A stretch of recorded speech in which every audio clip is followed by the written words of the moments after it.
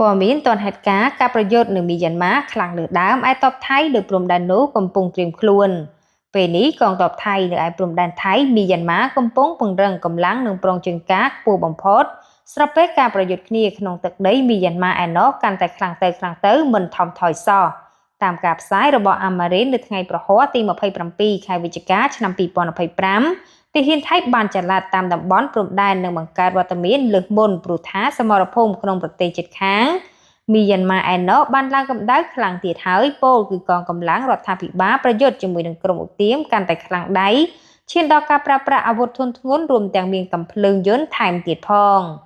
ការប្រយុទ្ធថ្មីនេះផ្ទុះឡើងក្នុងភូមិសាស្ត្របាសាក់នៃភូមិមីនឡាប៉ានស្រុកមីយ៉ាវ៉ាឌីខេត្តមីយ៉ាវ៉ាឌីរដ្ឋការ៉ែនដែលមានចម្ងាយមិនដល់1គីឡូម៉ែត្រផងពីភូមិម៉ៃម៉ែកុនកេនឃុំ